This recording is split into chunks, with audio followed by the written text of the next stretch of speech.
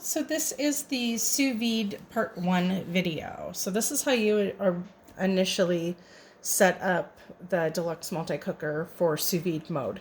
So I filled up the inner pot to the halfway mark. You fill it up with water. And when you put your food in after it says add, you want to make sure that you don't pass this 2/3 max line. All right, so I've got water up to the halfway mark, and then I'm going to turn the dial. I know this is backwards, but I'm going to do the sous vide mode. I'm going to press it for the temperature. I'm going to leave it at 130. I had cooked some steaks, and that's what I wanted for medium rare. Actually, I'm going to move it up to 135. Just leave it at that. And then press it again, and now the time comes up. And so I've got quite a few hours. I'm going to run some errands. So once this goes into the second phase of when you add your food or add the bags into the pot, I'm going to let it cook for about 4 hours, 4.5 hours. So I'm going to change this dial to be 4.5 hours. There. And then I press it again. It's going to 135 just to confirm. And then you press and hold. So it will change to preheating. It's running.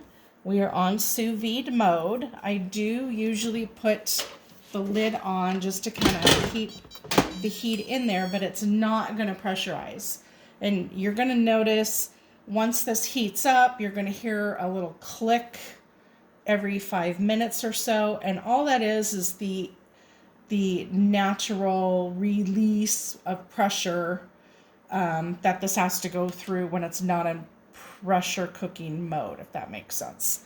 It just does it because there's going to be some, there could be some pent up steam inside there, and it just will automatically release. So we're just going to let this preheat. This first stage of preheating the water up to now 135 degrees is going to, I can't remember if it takes 15 minutes or 30 minutes.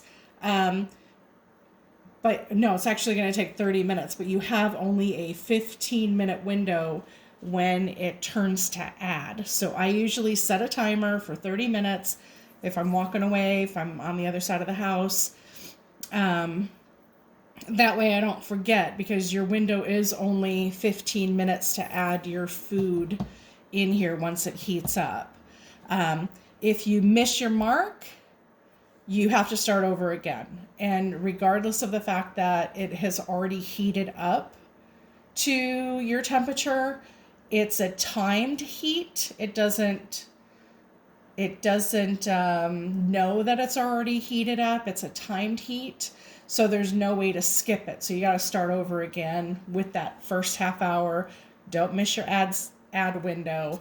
And because you want to put your food in here when it says add, and then press the button to start cooking it. All right. Hopefully that helps you.